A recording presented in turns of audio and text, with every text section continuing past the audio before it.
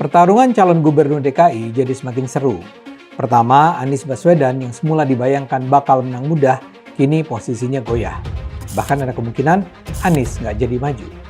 Kedua, Ahok yang juga digadang-gadang sebagai penantang Anies, kini posisinya tak menentu. Menurut saya, kalau jadi maju, Ahok memang tak akan menang. Karena itu yang lebih logis adalah dia menjadi calon wakil gubernur lagi. Ketiga, Ridwan Kamil yang semula akan berfokus pada Pilgub Jawa Barat, kini hampir pasti akan bertarung di Jakarta. Sulit PDI Perjuangan untuk mendukung seorang Pak Anies. Saya nggak tahu. Saya kira Mas Ganjar udah menjawab ya. Secara prinsip, Partai PDI Perjuangan itu, kayak saya gitu kan, kalau mau bisnis mesti ada pakai nurani. Kalau mau berpolitik ada prinsip. Nah saya kira secara prinsip, sulit PDI Perjuangan untuk mendukung seorang Pak Anies. Secara prinsip ya. Nah saya nggak tahu. Itu Anda mesti lihat. Kita lihat aja dulu. Kalau tiba-tiba dukung, aku nggak tahu juga. Itu politik kan. Akhirnya guys, Partai Nasdem mendeklarasikan untuk mengusung Pak Anies Baswedan menjadi bakal calon gubernur Jakarta di Pilkada tahun ini. Artinya dengan adanya koalisi antara Nasdem dan PKS itu sudah cukup memenuhi syarat untuk mengusung Pak Anies Baswedan memperebutkan kursi gubernur di Pilkada tahun ini. Selamat loh buat Pak Anies Baswedan ya. Gue sih memang bukan warga Jakarta ya guys ya, tapi gue emang antusias banget nih untuk melihat Pilkada Jakarta tahun ini tuh bakal seperti apa. Mengingat 2017 itu sengit sekali antara Pak Ahok dan Pak Anies. Gue sebenarnya ya berharap bahwa tahun ini tuh bakal ada rematch antara Pak Anies Baswedan dan Pak Ahok gitu ya. Akan ada pertarungan dua orang hebat ini memperebutkan kursi gubernur Jakarta gitu. Kira-kira bakal siapa yang menang gitu ya. Seru kan kalau misalkan Pak Anies melawan Pak Ahok lagi gitu ya. Pasti berbobot gitu ya. Debatnya bakal seru ya kan. Pokoknya bakal penuh kejutan gitu ya. Karena dua-duanya tuh menurut gue kayak lawan yang seimbang gitu ya. Jadi ya bakal penuh kejutan gitu ya. Ya gak sih? Kalau kalian dukung siapa guys? Kalau misalkan Pak Anies lawan Pak Ahok. Anak-anak generasi muda ini melihat tidak ada sanksi setiap tindakan. Orang udah keluar dari penjara, udah korup, kok lebih kaya? Iya. Jadi akhirnya masa katanya udah disita semua hartanya, keluar masih naik Rolls Royce atau Bentley gitu. Kita bingung gitu. Saya melihat ada satu sistem memang. Anda saya biarkan korup supaya Anda bisa saya kontrol. Atau Anda saya berikan kenikmatan hidup supaya Anda lupa untuk melawan korupsi lagi gitu loh. Jadi ada dua nih. Jadi kita dibuat takut. Nah ini saya kira ya kita harus balik lagi ke soal mungkin pendidikan di rumah, keyakinan kita. Nah saya percaya satu hal gini aja Pak. Saya bilang sama anak-anak muda kalau saya ketemu ya. Percayalah sama saya, orang yang berintegritas dan beretos kerja tinggi itu pasti punya masa depan yang baik. Itu harus kita yakini.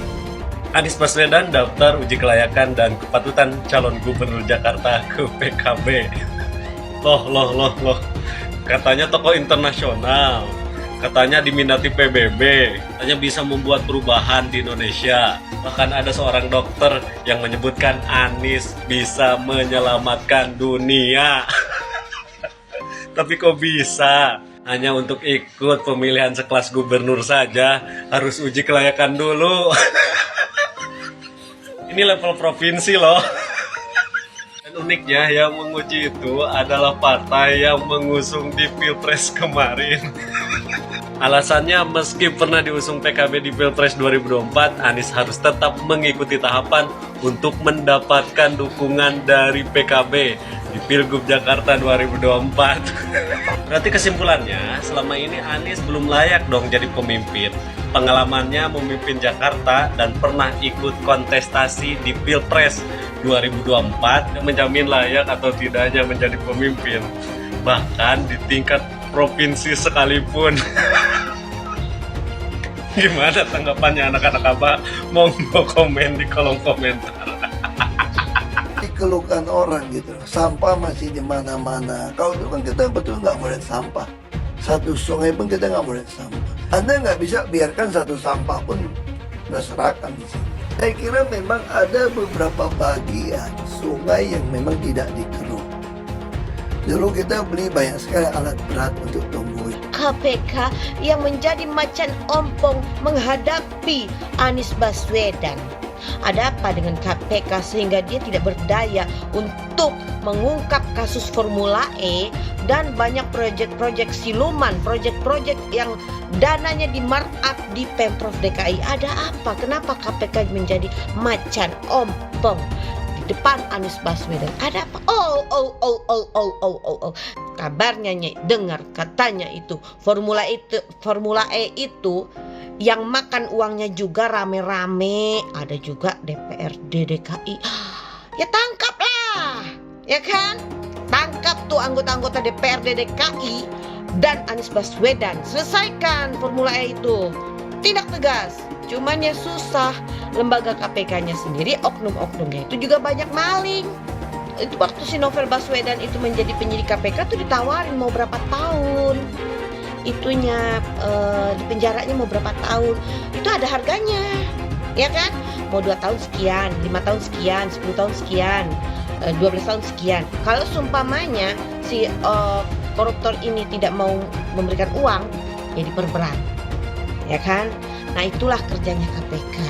Semoga mau seperti apapun hebatnya, kong kali kejahatan yang dilakukan oleh Anies Baswedan, ya, menyalahgunakan kewenangan atau menyalahgunakan anggaran Formula E ataupun anggaran yang ada di Pemprov DKI.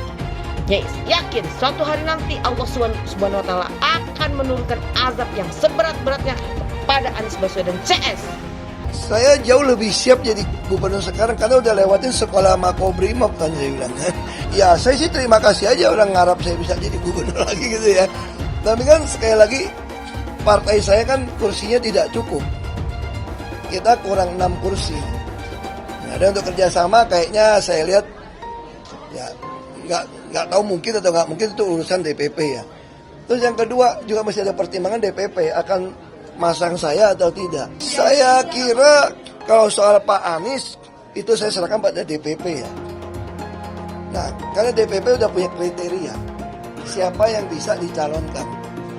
Anda nasionalis atau tidak? Anda pernah terlibat menyuarakan pemecah bangsa atau tidak? Saya kira itu ada filternya di PDIP.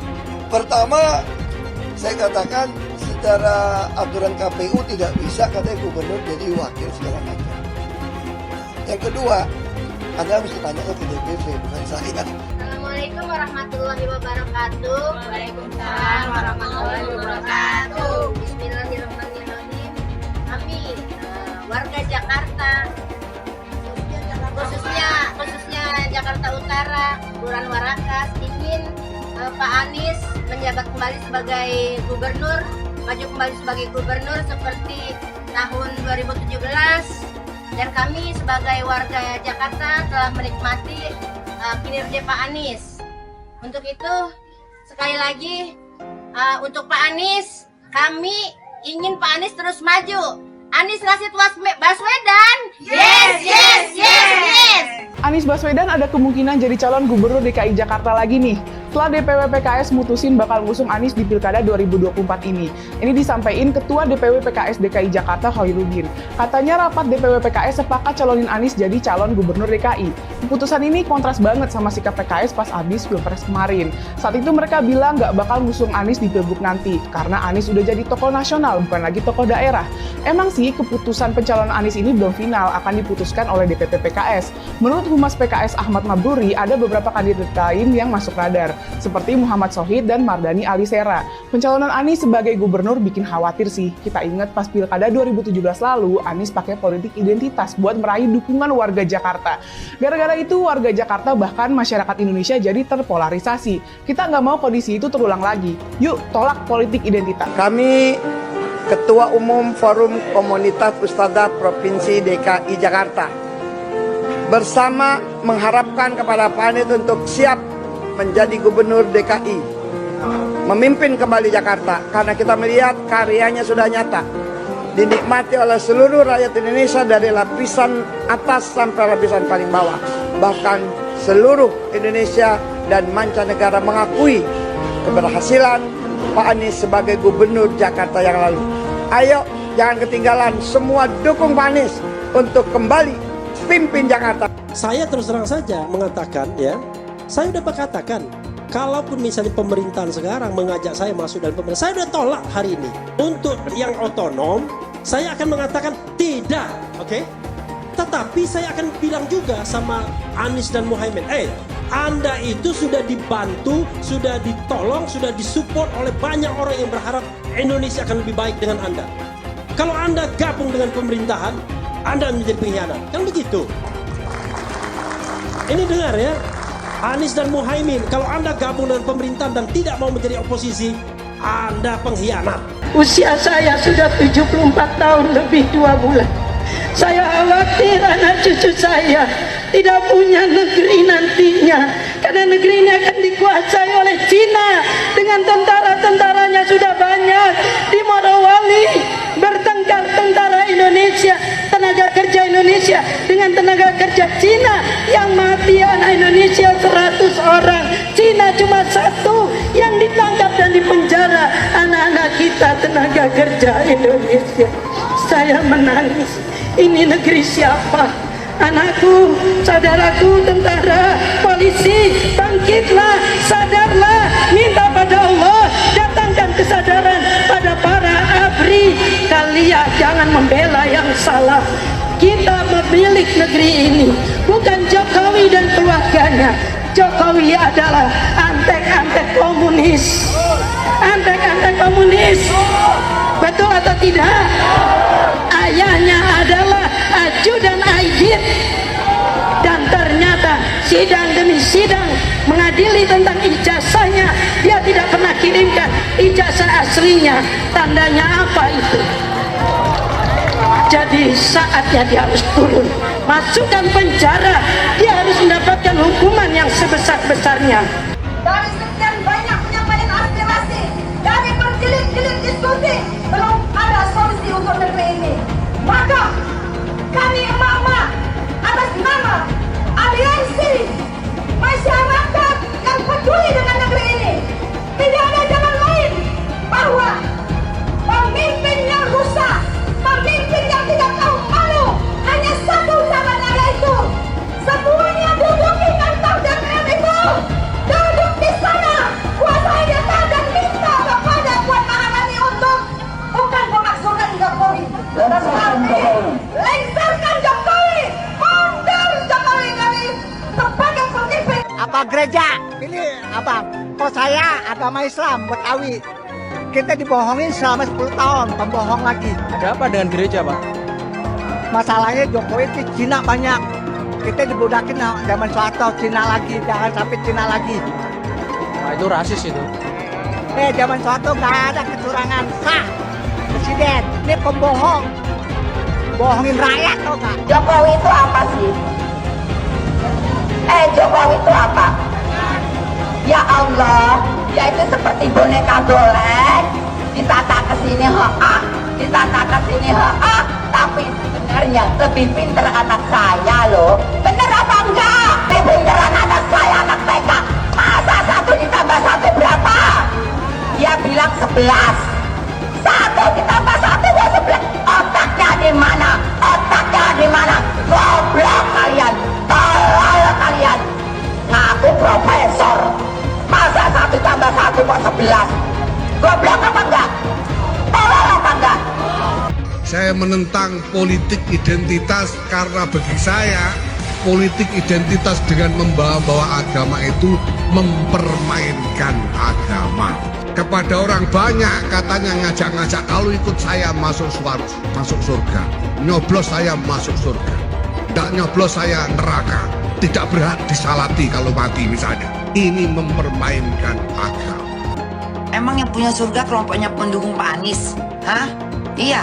Ngapain lama-lama di dunia? Ngapain? Kalau katanya dijamin masuk surga? Yaitu Abah mengutus 1000 malaikat. 1000 malaikat. Dari 1000 malaikat, yang satu malaikat membawa 1000 malaikat. Berapa itu dijumlahnya? 1 juta. Kita akan mencoblos pilihan Allah dan Rasulnya. Siapa Imam Mahdi?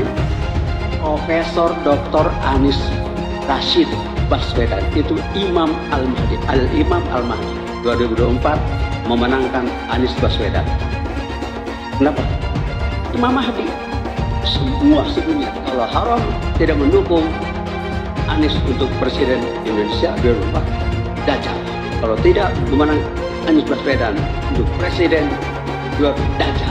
Catat itu, amin menang wajib, amin kalah dosa. Secara eksplisit ditulis dalam Al-Quran. Quran surah Al-Qasas ayat 26, Quran surah Asy-Syu'ara ayat 107, 125, 143, 162, 178, 193. Quran surah Ad-Dukhan ayat 18, ayat 51, Quran surah At-Takwir ayat 21, dan Quran surah At-Tin ayat 3. Tepuk tangan untuk kemenangan, amin.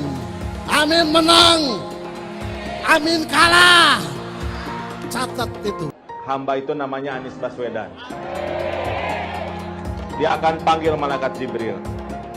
Wahai Jibril, aku mencintai hambaku yang insya Allah namanya Anies Baswedan.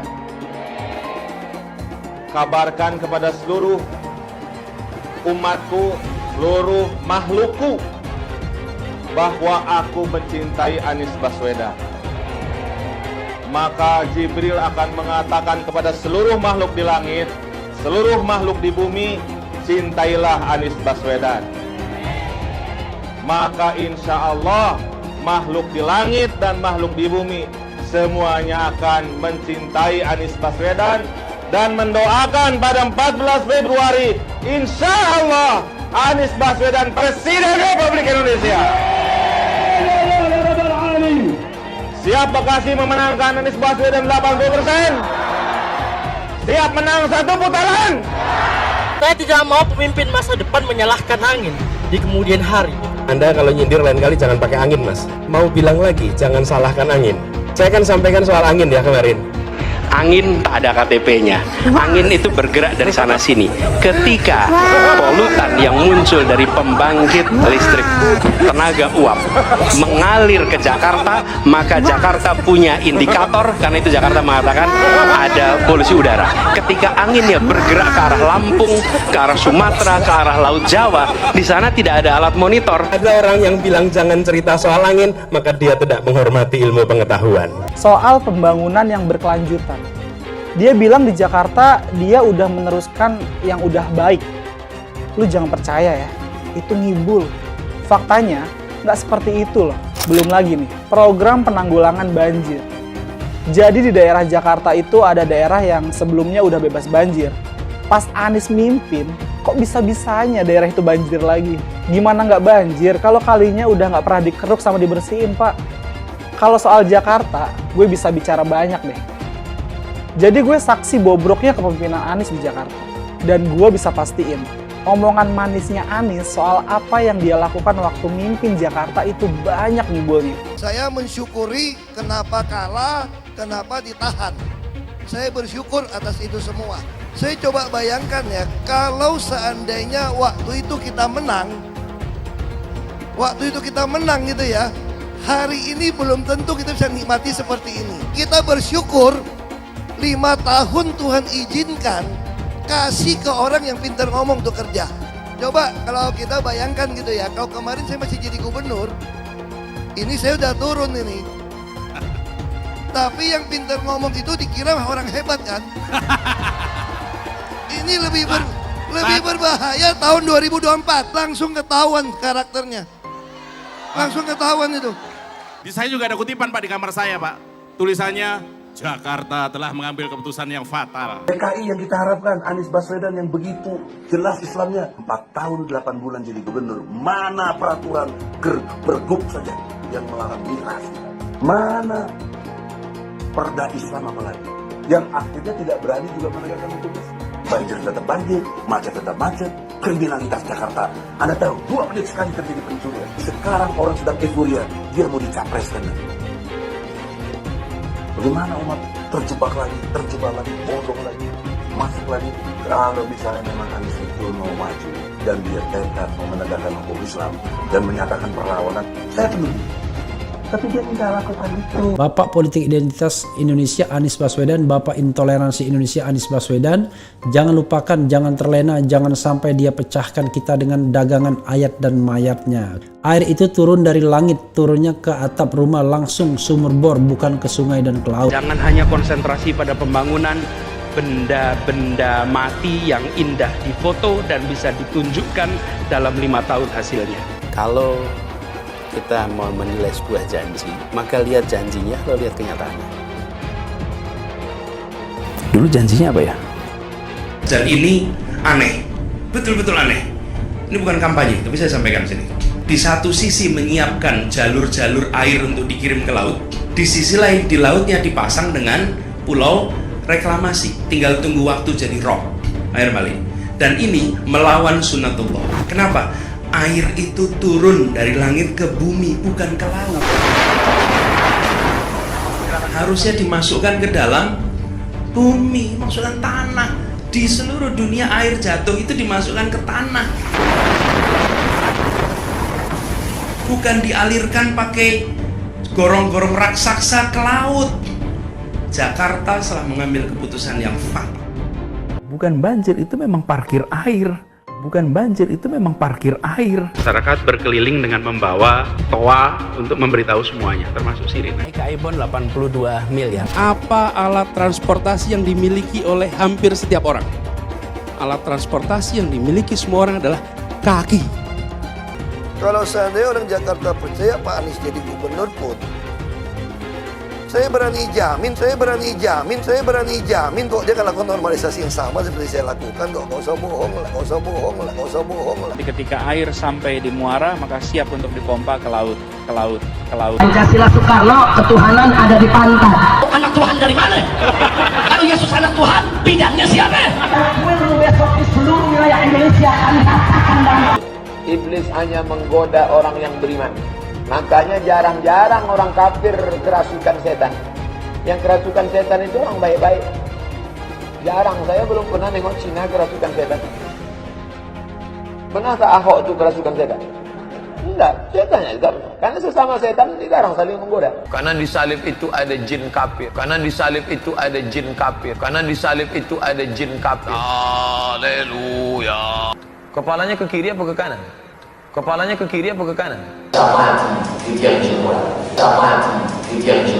Tetap percaya salib itu lambang mulia, bukan jin. Kok ketawa? Aku nggak nyindir siapa-siapa loh. Saya nggak pernah mundur untuk kebenaran, keadilan, kejujuran, dan peri kemanusiaan. Gue nggak pernah mundur. Dan gue nggak pernah takut juga sama lu. Siapapun yang rasis, gue akan hadapin. Gue bilang. Karena rasis itu tidak berperi kemanusiaan. Kalau saya ditanya dulu kan, kamu nyesel nggak statement kamu di Pulau Seribu sehingga masih masuk penjara? Tidak pernah nyesel. Karena saya mengatakan kebenaran. Hai teman-teman, tahun ini adalah tahun yang bagus untuk trading di market kripto, terutama Bitcoin dan kripto lainnya. Teman-teman bisa gunakan kesempatan ini untuk mencari cuan dengan trading di market kripto. Untuk trading, teman-teman cukup registrasi dengan menggunakan link di kolom deskripsi, lalu deposit. Tentukan apa yang ingin kalian tradingkan, lalu tekan tombol buy. Sesimpel itu. Untuk minimal deposit, cuma Rp400.000 saja. Kita tidak dikenakan fee sama sekali. Saat ini lagi ada promo spesial. Welcome bonus buat kamu yang register dan deposit. Teman-teman akan dapatkan 100% dari jumlah deposit pertama. Contohnya teman-teman deposit 1 juta, maka akan menjadi 2 juta. Karena welcome bonus 100% dari jumlah depositnya. Jika ada pertanyaan, teman-teman bisa hubungi WhatsApp di kolom deskripsi. Saya juga mau mengajak teman-teman untuk bergabung di komunitas trading yang ada di kolom deskripsi. Di sana saya akan memberikan sinyal trading yang bisa teman-teman ikuti. Seperti biasa, kalau kamu suka dengan video ini, jangan lupa komen, klik like, dan subscribe. Pertarungan calon gubernur DKI jadi semakin seru. Pertama, Anies Baswedan yang semula dibayangkan bakal menang mudah, kini posisinya goyah. Bahkan ada kemungkinan Anies nggak jadi maju. Kedua, Ahok yang juga digadang-gadang sebagai penantang Anies kini posisinya tak menentu. Menurut saya kalau jadi maju, Ahok memang tak akan menang.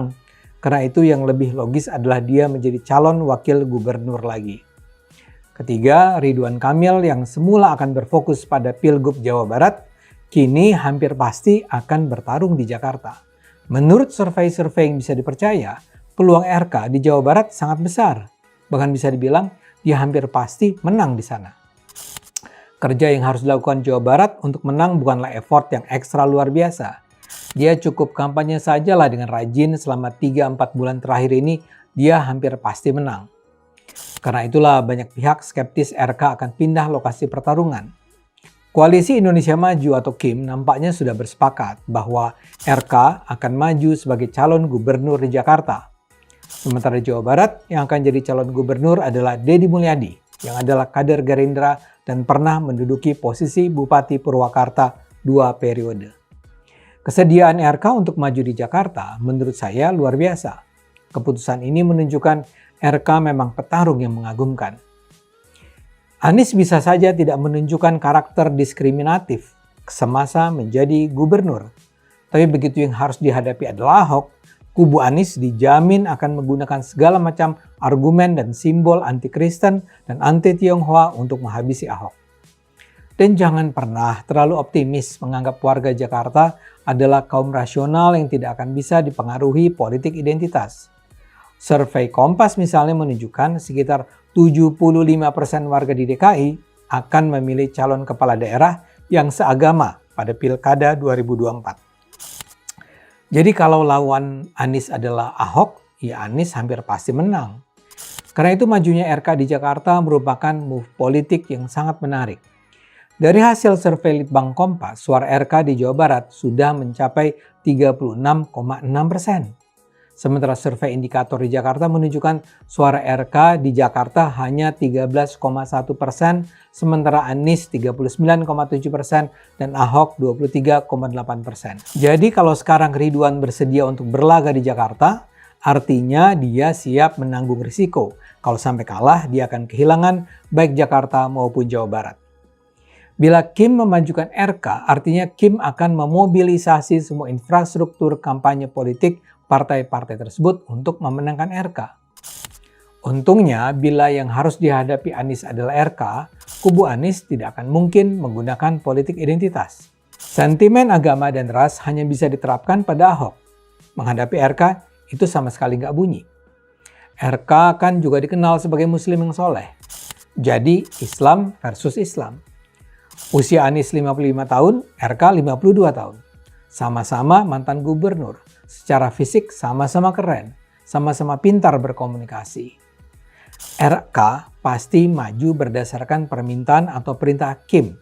Dan pasti permintaan itu dilakukan dengan perhitungan untung rugi yang seksama. RK hanya bisa melawan Anies kalau RK didukung secara total oleh Kim. Ingat ya, Kim adalah koalisi yang sedang memegang pemerintahan pusat. Koalisinya terdiri dari Gerindra, Golkar, Demokrat, PAN, sebagai fraksi-fraksi yang ada di DPR, serta PPP, PSI, Garuda, dan PBB yang di luar DPR. Karena itu dia saya rasa adalah petarung berkualitas premium. Di Jakarta kan Anies seperti calon juara yang tak tertahankan. Sebagian orang menganggap satu-satunya cagup yang mungkin bisa menghambat Anies adalah Ahok. Tapi saya percaya, Ahok bukanlah lawan seimbang bagi Anies. Ahok hampir pasti kalah karena faktor agama dan ras. Di sisi lain, Kim bahkan bisa menarik minat partai-partai di luar Kim untuk mendukung RK. Sekarang saja kita sudah mendengar bahwa Nasdem dan PKB mungkin sekali mengkaji ulang dukungan mereka kepada Anies. Dan itu bisa terjadi kalau menurut perhitungan mereka, keuntungan mendukung RK adalah lebih besar daripada mendukung Anies. Bila mereka mendukung Anies dan Anies menang, mereka akan menjadi bagian dari pemerintahan DKI selama 5 tahun ke depan. Tapi tidak dapat apa-apa dari Kim.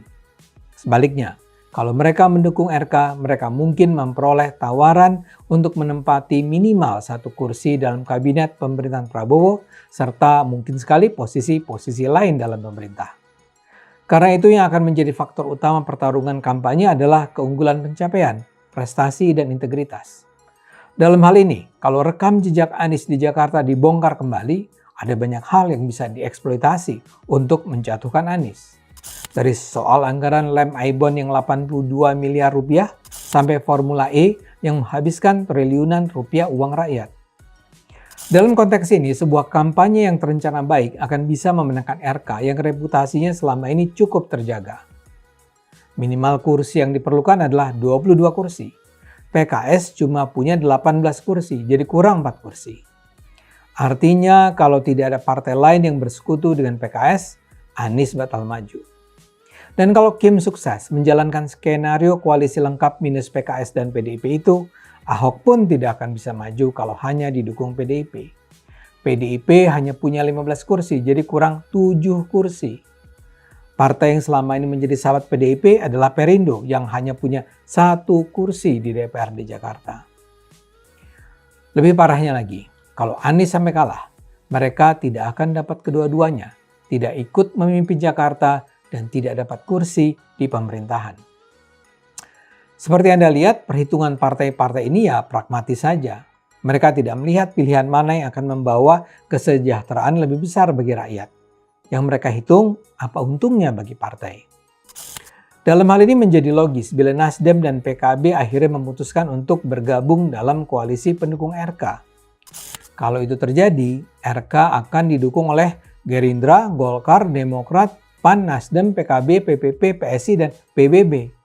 Kalau itu terjadi, artinya PKS sendirian mendukung Anies dan PKS tidak cukup punya kursi untuk memajukan Anies. Karena itu, skenario awal bahwa Anies dan Ahok akan bertarung di Jakarta jadi berantakan. RK akan menang berhadapan dengan kota kosong. Memang Anda mungkin melihat ada satu kemungkinan lain, yaitu Anies dan Ahok bergabung. PKS dan PDIP berkoalisi. Anies kemungkinan besar jadi cagup, Ahok jadi cawagup. Mungkinkah itu dilakukan? Tentu saja dalam politik Indonesia apapun bisa terjadi. Tentu banyak pihak menduga Ahok tidak akan melakukannya. Dan bahkan kalaulah bukan Ahok yang diajukan, PDIP mungkin akan mengajukan nama kader lain seperti Pramono Anung atau Jarod Saiful Hidayat. Agustus ini keputusan harus diambil. Kita tunggu saja mana yang akhirnya bertarung di Jakarta. Kalau Ahok bersedia menjadi pendamping Anies, itu dianggap sebagai sebuah keputusan yang mengkhianati prinsip-prinsip dasar hidupnya sebagai pemeluk Kristen taat. Tapi menurut saya, Ahok mungkin sekali bersedia menjadi pendamping Anies karena Ahok sudah banyak berubah. Ahok mungkin sekali melakukannya karena perintah ibu yang sangat dia patuhi, Ibu Megawati. Dan Mega rasanya bersedia mendukung Anies, baik karena alasan pragmatis nasib PDIP, tapi juga karena oposisinya terhadap Prabowo Jokowi. Sudah barang pasti, Anies tidak akan melanjutkan program-program Jokowi. Semisalnya Anies menang, maka Ibu Kota Baru atau IKN nggak akan jalan. Pembangunan akan di-stop. Legasi Jokowi akan hancur. Anies menuduh Jokowi melakukan penjagalan. Padahal Anies lupa pada rekam jejaknya sendiri di tahun 2017. Di mana Anies melakukan penjagalan terhadap Ahok. Semua cara dilakukan, termasuk melakukan politik identitas berbasis agama, sampai-sampai menggunakan kelompok FPI, HTI, dan kelompok intoleran lainnya. Anies Baswedan sampai nekat berkoalisi dengan ormas preman berjubah agama. Kita bisa melihat rekam jejak Anies saat menjabat di Jakarta selama 5 tahun. Tidak ada satupun janji yang dipenuhi dan tidak ada kinerja yang bisa dibanggakan. Dari DP 0%, OPOC, kelebihan bayar, Formula E, banjir, sumur resapan, jalan rusak, dan gonta-ganti nama jalan. Diketahui Anies pun masih berhutang 100 miliar kepada Sandiaga Uno, dan sampai saat ini belum dibayarkan. Untuk jadi gubernur saja, Anies sampai berhutang 100 miliar kepada Sandiaga Uno, dan belum dibayarkan. Apalagi jadi presiden, berapa triliun yang akan Anies hutangkan? Dan bagaimana Anies bisa membayar utang triliunan itu? Apakah Indonesia siap untuk dijual? Jika Anies menang, maka FPI dan HTI, ormas khilafah, akan kembali. Apa kita mau Pancasila diganti oleh khilafah? Bagian Indonesia Timur yang mayoritas non-muslim pasti tidak akan setuju dengan khilafah. Mungkin Indonesia akan bubar jika Anies memimpin. Perkataan Ahok sudah terbukti dan Jakarta sudah menjadi korban. Jangan biarkan Indonesia menjadi korban kibulan Anies Baswedan. Begitu saja opini saya tentang Anies Baswedan. Bagaimana opini kalian? Tuliskan di kolom komentar. Pastikan kalian semua menekan like di video ini. Dan jangan lupa bagikan video ini ke teman dan family Anda supaya mereka semua mengetahui tentang informasi ini.